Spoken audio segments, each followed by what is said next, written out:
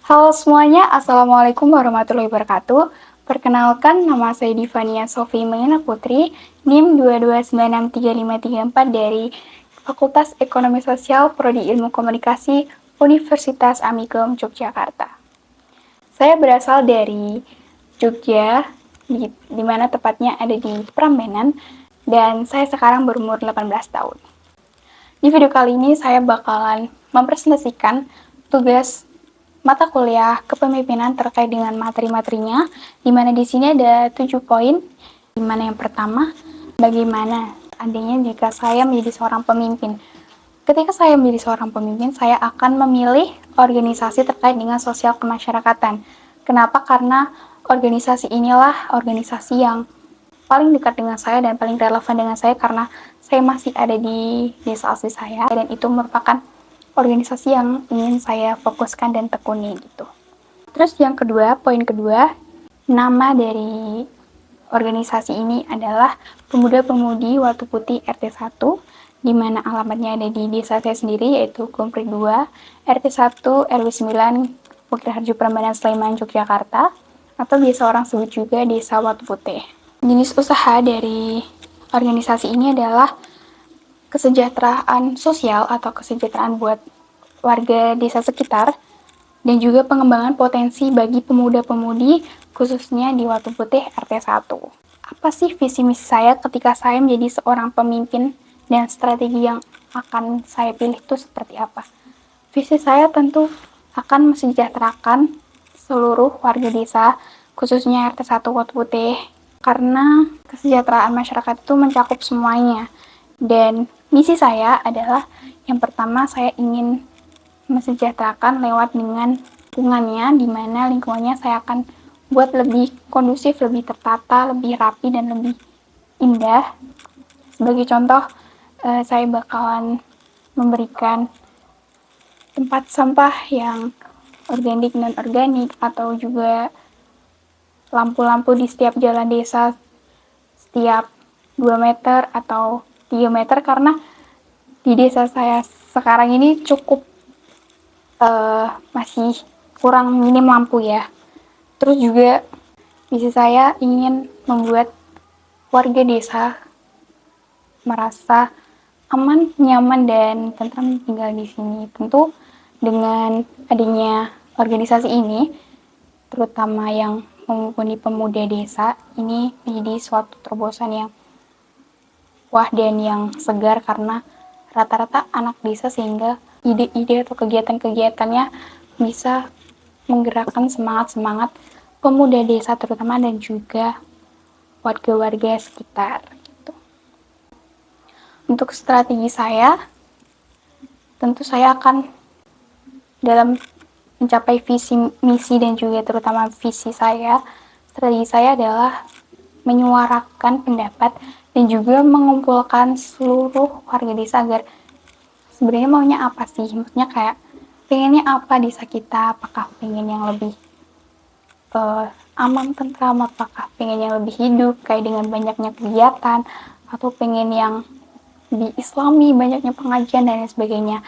Nah, suara-suara dari warga desa, terutama warga Watu Putih RT 1 ini, kami sebagai organisasi kami tampung dan kami akan mulai mengevaluasinya dan kita bakalan mengadakan hal-hal kegiatan-kegiatan yang berkaitan dengan pengumpulan suara tadi. Nah, untuk selanjutnya, bagaimana Anda memulai proses memimpin?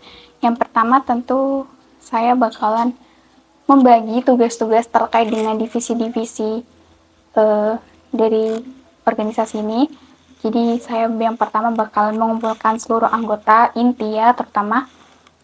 Terus abis itu saya bakalan memberikan si A dan si B jadi si ini sekretaris atau si bendara.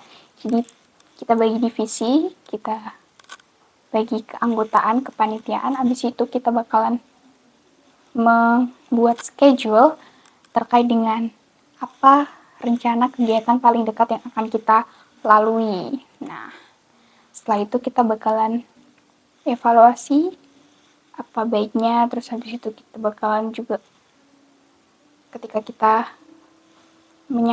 mengevaluasi hal itu, terus ada kekurangan maka kita jadikan masukan, sehingga setidaknya setiap event itu kita punya catatan terkait dengan dana, terkait dengan kekurangan dan kelebihan, terkait dengan dokumentasi juga, terkait dengan apa manfaat tujuannya yang sudah tercapai dan yang belum, sehingga tahun kedepannya akan lebih baik dan tidak hanya itu-itu saja gitu.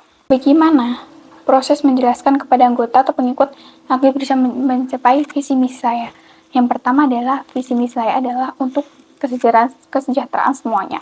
Tentu dalam hal ini visi saya pokok satu itu kesejahteraan. Nah, yang misi saya ini bisa ditambahin nih kalau misal dari pendapat anggota yang lainnya kayak ini kayaknya visinya lebih baik yang ini deh gitu, lebih baik ditambahin ini, lebih baik ini nggak usah gitu. Nah, misi di sini saya lebih terbuka untuk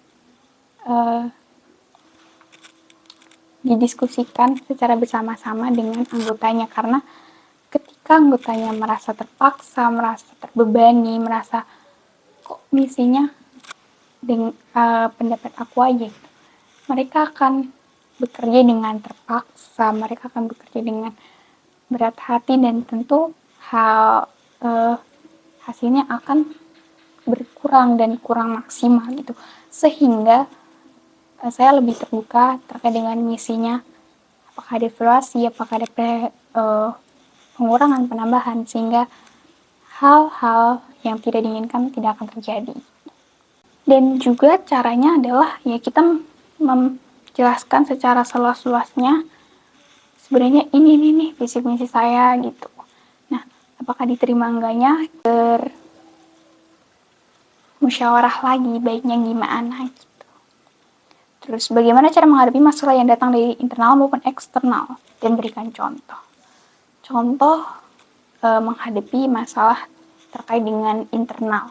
Masalah internal tuh kayak masalah slack antara anggota satu dengan anggota lain, atau kayak kurang setuju dengan pendapat lain, atau ada yang menaruh hati, dendam dan lainnya. Tentu slack antar anggota tuh nggak akan terjadi. Kita saling terbuka dan saling mengetahui apa salahnya, apa kurangnya, apa yang membuat si A tidak nyaman dengan si B dan lain sebagainya.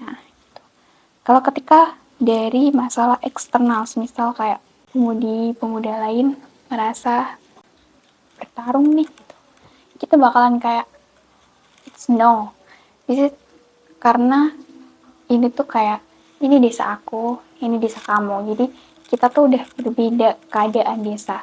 Tentu setiap desa berbeda kan keadaannya. Nah, kita fokus aja nih di desa kita, jangan mikirin desa lain. Ketika desa lain kayak ada slack dengan desa kita, tentu kita bakalan secara terang-terangan gimana, apa yang salah dari desa kita, dan kita bermusyawarah, balik lagi kita akan bermusyawarah dan kita akan cari jalan keluarnya gimana gitu.